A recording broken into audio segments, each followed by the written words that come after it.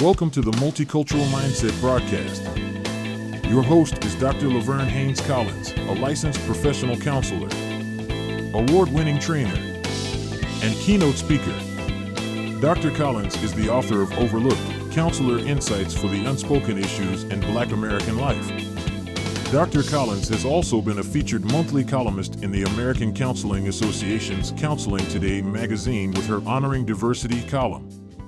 Now, here's Dr. Collins. Hello, and welcome once again to the Multicultural Mindset.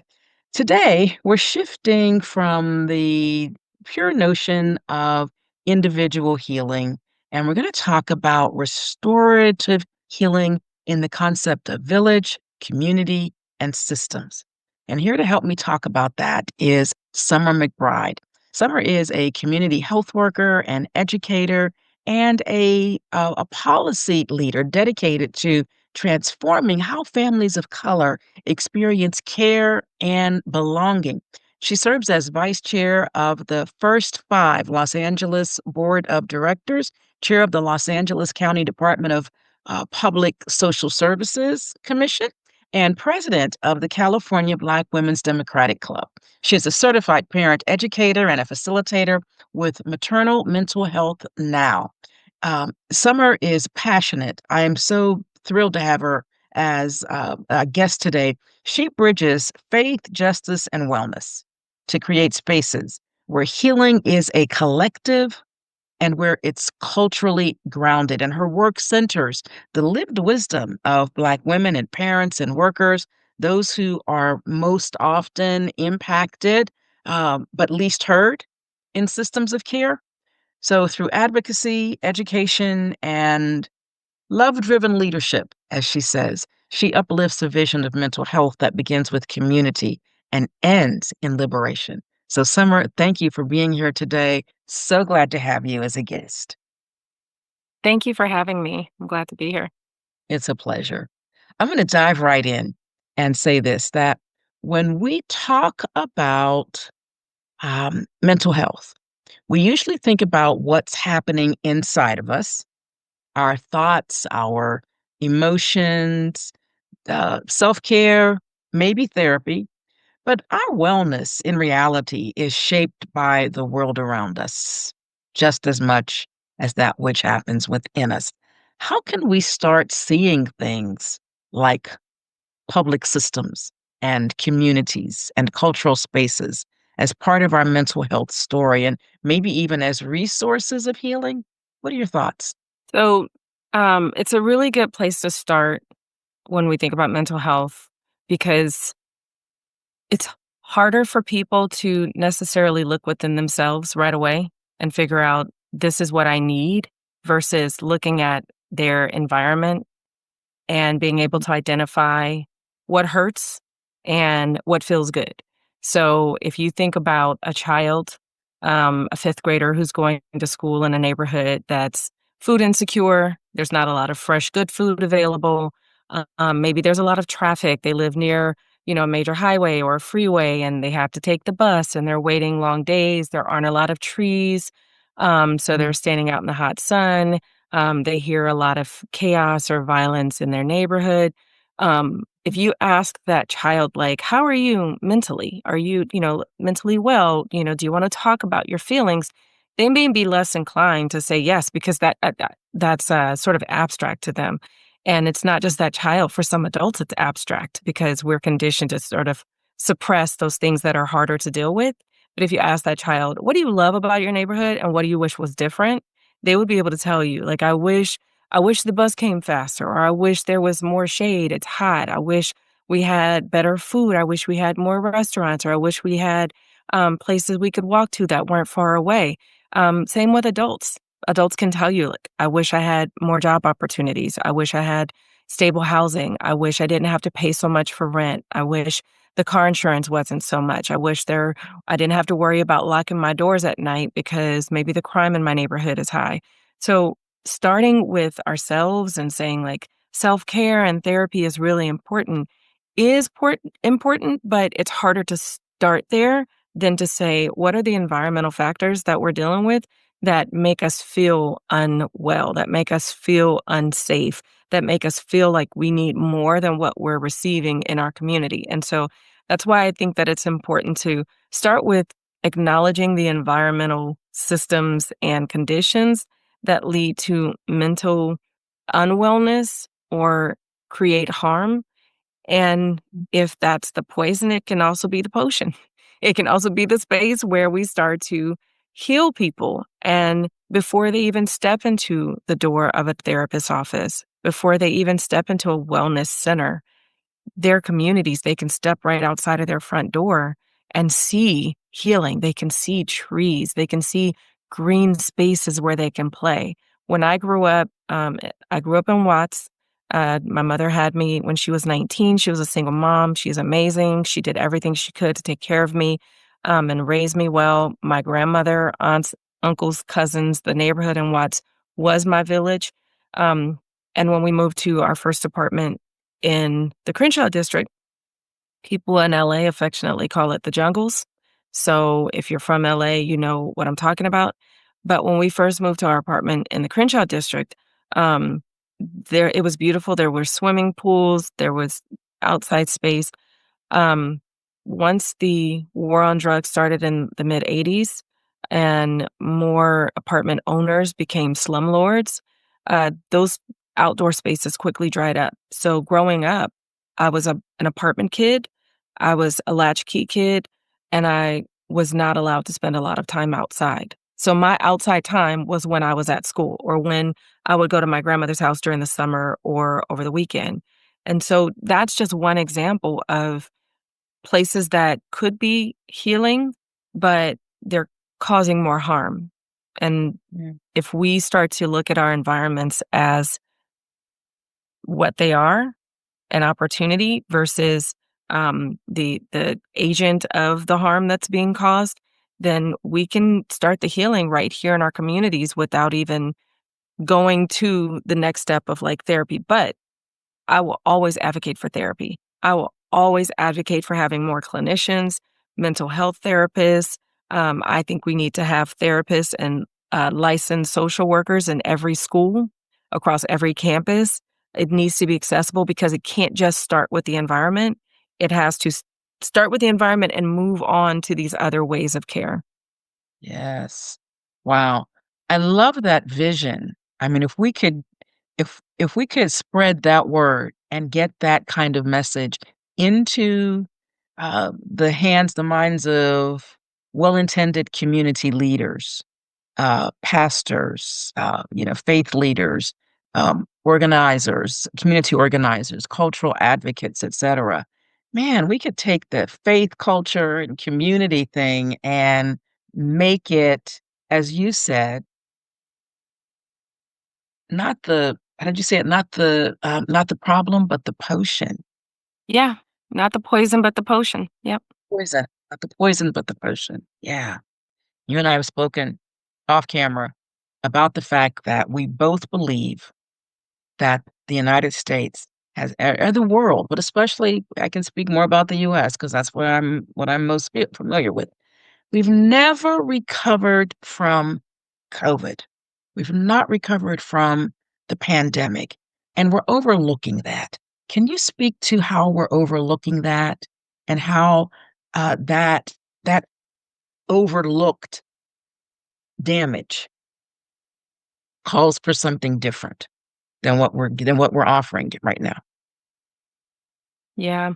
Um, I can think back to the day we closed schools because I served 6 years on the Culver City School Board, and it was December 2019 when we did our typical rotation of who would become board president. And it's an honor, but it's also sort of like it's a formality. Every December, we do our reorganization of the board members, the committees they serve on, and who will be president, vice president. So December 2019, I was voted in as president of the Culver City School Board. January, I started presiding over the meetings, setting the agendas. I had a vision for that year. I had a vision for what I wanted our school district to do because we had already started the really critical work of developing an equity strategic plan. We'd started the critical work of talking about restorative justice in earnest. We had started the work of positive behavioral intervention supports, PBIS, all of these things that we were just talking about. And it was my goal to make it an element of all of our board meetings so that we could build that capacity, not just on our board, but across our district and into our community.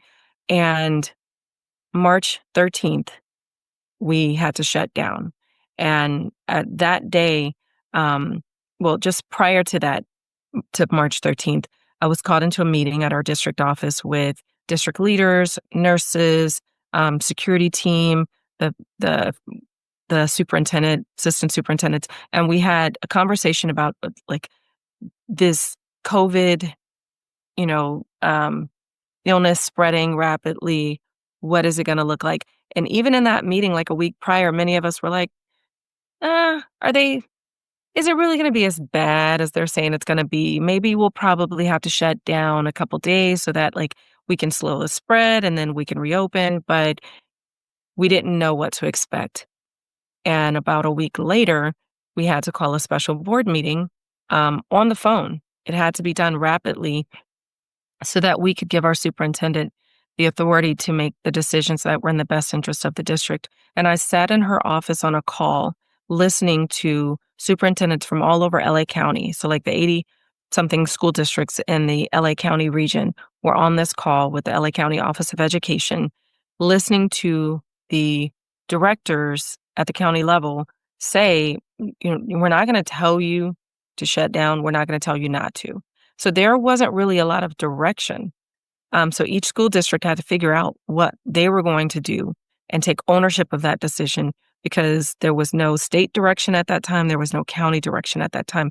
Because honestly, everyone was just trying to scramble and figure out how do we respond to the spread of this disease.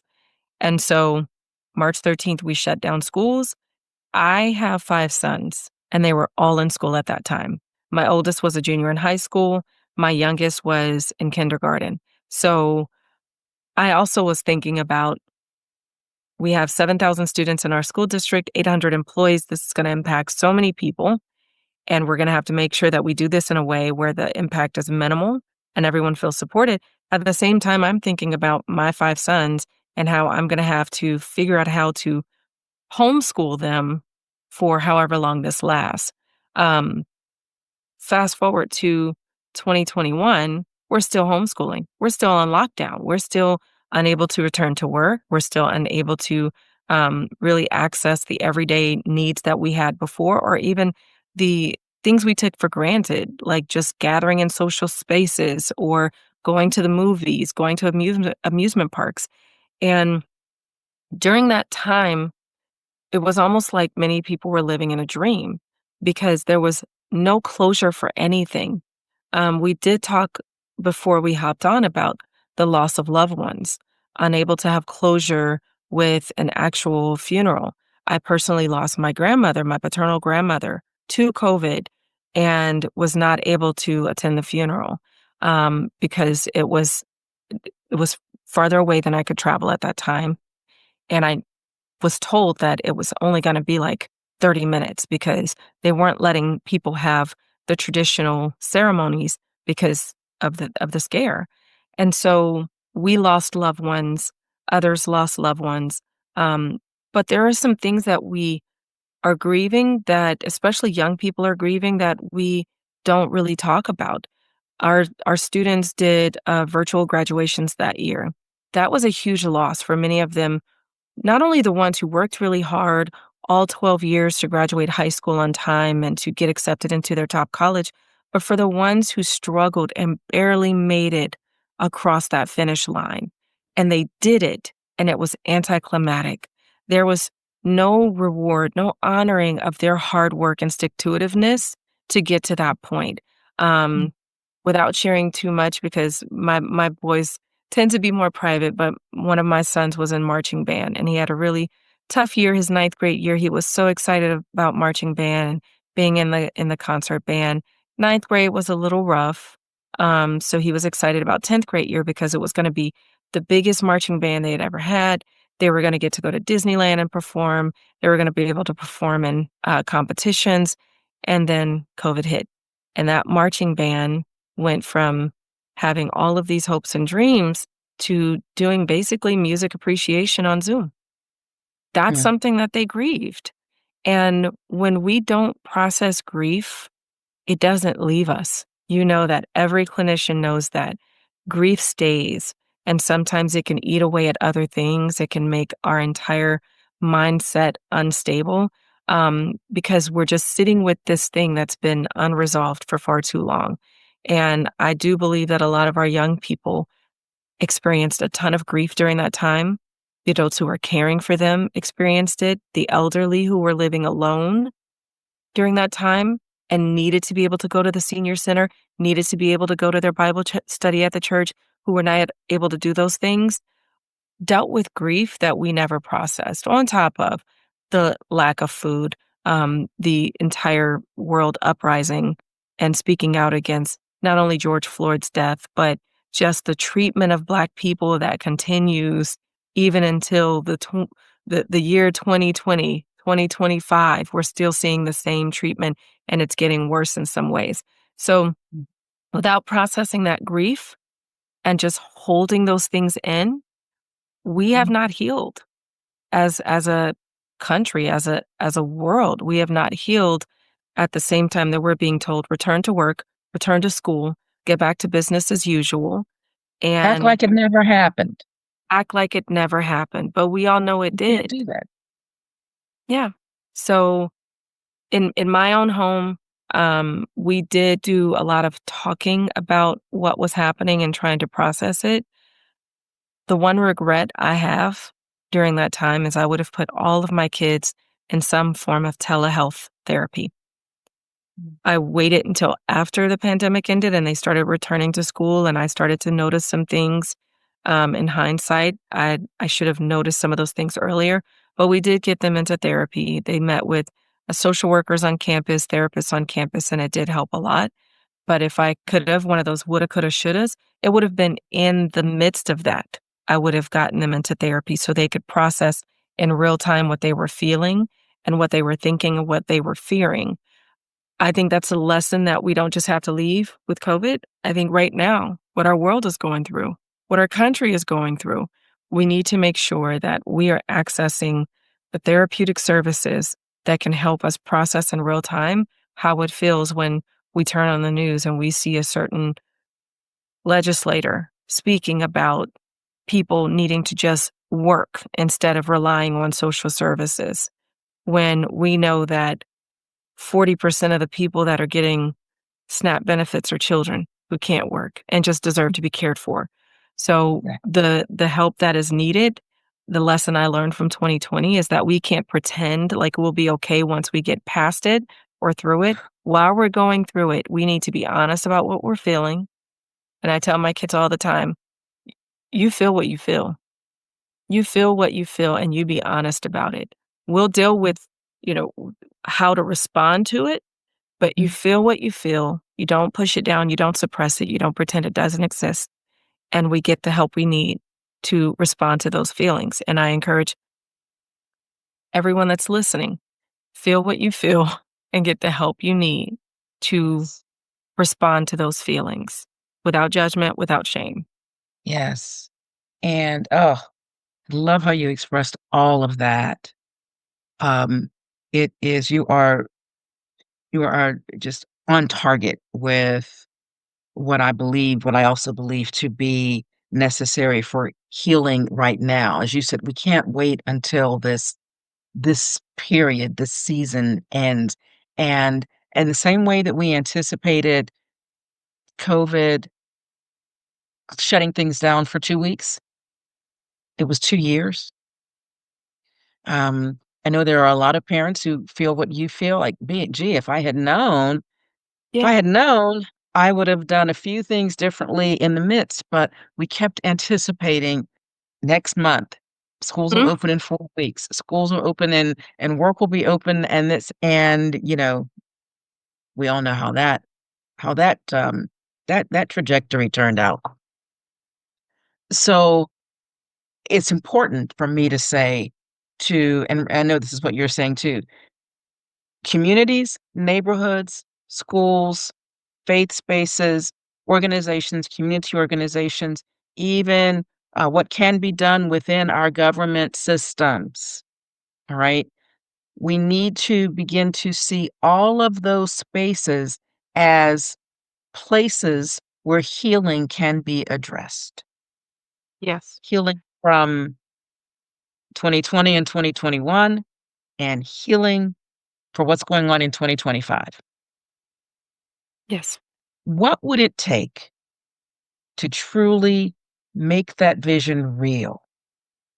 To make those places like schools and neighborhoods and community centers not just places to live and learn or worship, but to truly restore? What would it take to make that happen, Simon? Um, First of all, we need policymakers and legislators and elected leaders who have a backbone. We need to have ones who are willing to stand up and call the thing a thing. We have to understand that policy is another form of care. And I'm gonna say that again Mhm. because, like, I think it's lost That's on good. people. A lot of people say, "I don't do politics." "Oh, I can't do politics, it's too much." Politics does you. It does your Oh, daily life. It mm, does it makes decisions on how you exist and operate in this world. You may be averse to, like, watching the news or reading the newspaper, keeping up with elections and what we're voting on, or you may not even believe it matters. But we have to understand that policy is another form of care. And the way policy is written, or even how a family is greeted at a county office or a school front office, or how they're responded to their answers or their questions are answered over the phone, can either affirm someone's humanity or it can deepen their harm. And leaders who see their role as not just policymakers or legislators, but as actual caretakers of public trust have the power to actually shift these systems from ones that are um, exploitative to ones that are restorative. And I don't use the word exploitative lightly. We often think of like exploitation when it comes to like people being egregiously abused in spaces. Um, I think uh, people who are incarcerated or exploited, they work without pay, they contribute to society, mhm, and finally, in California, legislation is being passed to help the incarcerated firefighters who help fight fires like, the Eaton fire, actually get something for their work. They're getting training, they're getting certificates, they're able to start to get pay for the work that they're doing. That's like tip of the iceberg, though. There are so many ways that people in this country are exploited. The poor are exploited. The predatory lenders exploit the poor. You're punished for having bad credit by being given a higher interest rate. Well, that's just going to make it even harder for that person to pay for the car or to pay that bill or to buy the house. So when policymakers don't see themselves as caretakers, they allow policies to be written in a way where they cause more harm to communities. And we've got to flip that. And the way we flip that is by making civic engagement more accessible. It's really important that young people know what it means to be a voter, what it means to be a legislator, what the Constitution actually represents, who's covered by the Constitution, and what our local laws are doing to help or hurt us. And that can start in the smallest way. I didn't plan on joining the school board. I was a PTA parent. Like, I had all these kids in school. I just wanted to volunteer on campus. I became a PTA president. We were running jogathons and selling, T-shirts and trying to raise money for our campus. But in that work, I started to see the ways we were being asked to fill the gaps of funding for critical services. Like, why am I, a PTA parent, raising money to make sure we can have a full-time person in our science lab? Well, who supports the science lab? If the district doesn't support the science lab, then what are we teaching kids? And if you can't fund the science lab, then do you really care about what our kids are learning? And so I started to pay more attention to the way we were being asked to fill those gaps at the district level. And so that led me to sort of like, instead of looking down at my school site and the places I was volunteering, it made me like look up, like what else is going on around here that I need to know about? Why are our teachers asking parents to write letters to avoid layoffs? Why is our budget in this state of crisis all the time? So my kids did enter school around the 2008, 2009 um, financial crash, and school districts were faced with a lot of layoffs. Not just my school district, but just education in general suffered in 2008, 2009. And that's when I started to pay more attention to the letters that the teachers were asking us to write to save their jobs.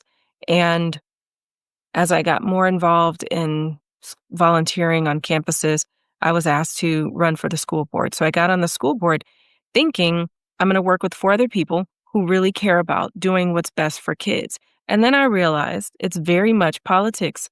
When you get into it, it is very much like the Wizard of Oz, where you Mm. think you're on this yellow brick road to, headed to, the land of Oz, where there's magic and there are solutions and there's collaboration. And it's not. There's like some fool behind a curtain pulling strings, making things happen. Mm. And Mm. the power that you think you're building, um, it's not having the impact that you want because there are these forces that are actively working against it. And sometimes they look like your local leaders. Sometimes they look like the leaders who came right out of your community.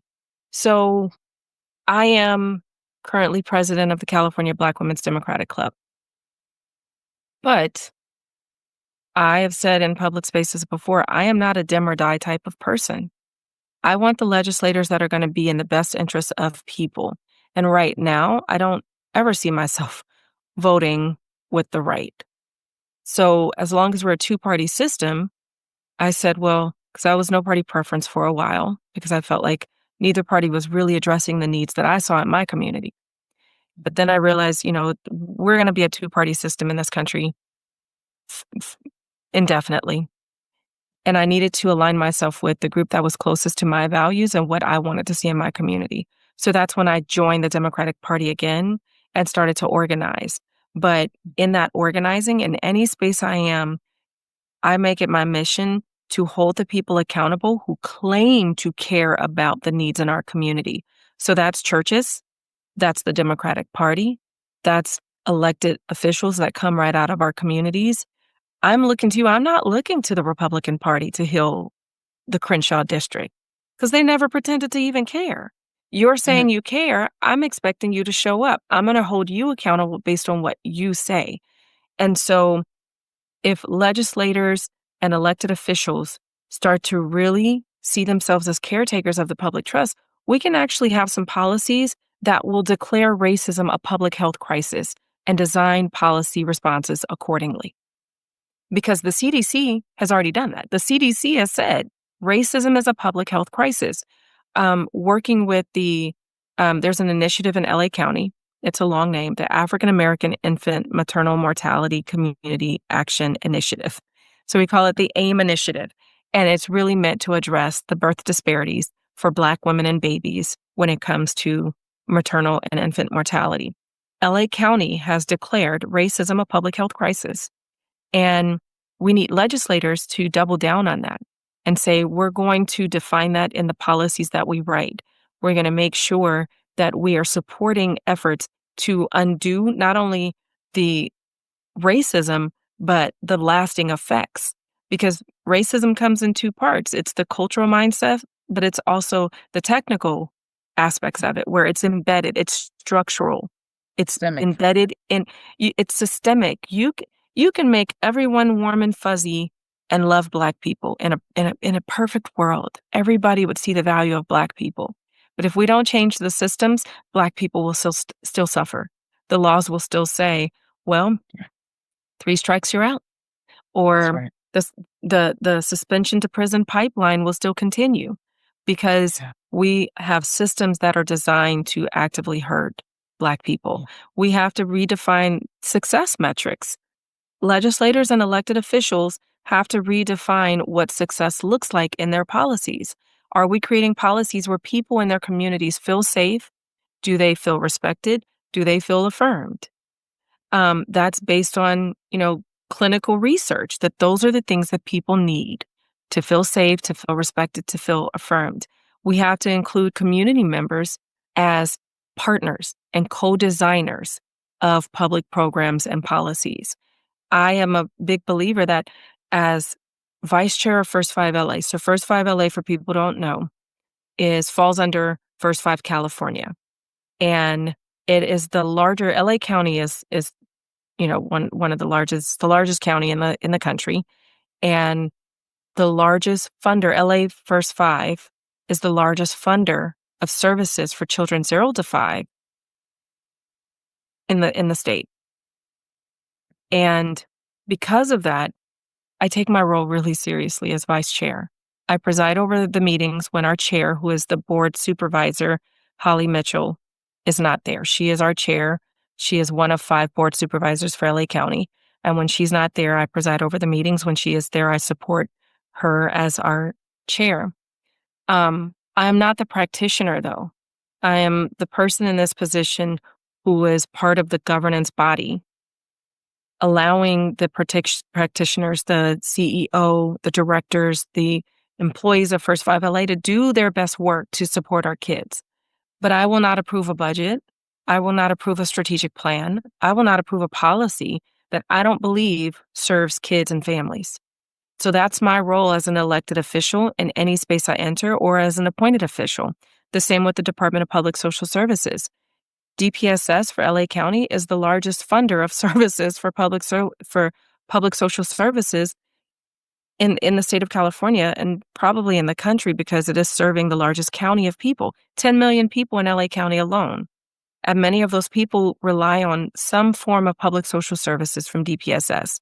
As chair of that commission, I don't take it lightly that I have access to the executive director of the largest county department and all of her directors and program coordinators who come and present to us once a month, and we're able to ask questions about SNAP and how it's going to affect our families, Medi-Cal and how it's going to affect our families, CalFresh, CalWorks, these things that our families rely on.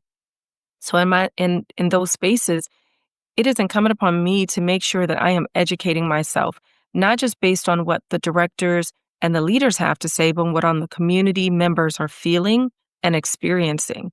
And that's one of the key elements that's missing from legislators that claim to be about the work. They're about the work based on when you get into government, whether it's school board, you're a city council member, you're a commissioner on a large commission. People really treat you like dignitaries. They roll out the red carpet for you. They clean the bathrooms before you come for a visit. They call you honorable. I don't know how many pieces of mail I've gotten with Honorable Summer McBride. I think that's where we first go wrong. I'm not a dignitary. I'm a servant. I'm here to be a representative of the people and how they're feeling and what they're experiencing. And if I don't tap into the community members, if I don't tap into my union members and leaders in the school district, I'm going to create policies that I think are beneficial, but will actively hurt those people. And so it is incumbent upon all legislators, all policy designers, to bring in the community, a diverse body of voices as co-designers, to say, if this policy will benefit 85% of our people, what is it going to do to that 15%? How is it going to negatively impact them? And what safeguards can we put in place? If this is primarily beneficial for most of our users, but it's going to cause any kind of harm to those who don't deserve that harm, what can we do as a stopgap to make sure that their harm is minimized and we have resources available to support them as we transition? And That they is can't be token beautiful. participants. So those Right. are some ways that we can really lean into the public sector and the work that's done in the public sector by public officials and leaders to make sure that the community voice is always heard and centered. Oh, I love everything about that. You have given us so much. I hate that our time is up. You have given us so much to consider. Oh, I didn't write it, didn't get it exactly as you said it, but I got goosebumps when you said it. The statement about policy, it's just a brief statement that you made. Yeah, Go ahead. Policy is another form of care. That one? That's it. Policy is another form of care. I wanna get T-shirts made. That's if you Yeah. don't already have if you have the T-shirts like that, I you don't. need to get Do it. we Do can. it. Let's talk later. We need some T-shirts. Policy is another Okay. form Okay. of care that is so powerful. Yeah. And what I hear as I get ready to close this out, here's what I hear. I hear that we must acknowledge the need for healing and equity. Get no argument from me there. Sometimes people who work inside organizations, counselors, educators, community leaders, they don't know what they can do beyond their job description. But what you've just spoken should remind all of us to just start the change where you are. Start the change where you are, in the places where you work and take care of your kids. For instance, at the PTA or the ballet school or the YWCA where you volunteer, we're in your church, you're in your house of worship, your faith community, wherever you are, wherever the soles of your feet tread, take take the passion and the compassion with you Mhm. and the will to do something different so that the spaces, all the spaces that we live in, can be healing spaces. Yes. Summer McBride, thank you. Thank you, thank you, thank you for this amazing conversation. Are there ways that people can reach you or the organizations nationally? If someone wants to do more, wants to help, what would you advise? How can they reach you or reach organizations that you represent? So I don't have a website. I had one when I was running for office, but it's Mhm, not I need to get it up and running. I have this habit of just getting this is gonna sound like a humble brag. It's not. It's just my inability sometimes to think outside of like my narrow-minded focus on like something specific. So if I'm showing up for people, I'm not thinking about, well, dang, like somebody might want to contact you. How do you do that? So I am on LinkedIn. You can look Summer McBride up on LinkedIn. I have a quote. You'll know it's me because I have the Arthur Ashe quote: "Start where you are, use what you have, do what you can." That mhm, that resonated with me from the moment I heard it. And if you go to my LinkedIn for Summer McBride, you'll see all of the groups that I support. I serve on a number of boards, from the Culver City Education Foundation to the CPQCC, which is the California Perinatal Quality um, Family Council, to help with maternal health at the earliest stages. Um, and I'm just a big believer that healing is impossible in spaces that deny harm. And as a country, the same way we ignored the harm from COVID, we have ignored the harm from 400 plus years of enslavement of my amen, ancestors, of our ancestors. And we don't want to have a conversation in earnest about reparations or what that could really look like for families. We don't want to have a conversation at a real federal and state level about how our current places of quote unquote healing, schools, hospitals, are mhm, also causing harm. So it has to start with calling it out. If there's nothing else that you can do right now, you're not an elected official, you're not CEO of your company. Like you said, just if you're volunteering, start calling it out, showing up for people. That's what it means for our allies that are listening. Healing is impossible in spaces that deny harm.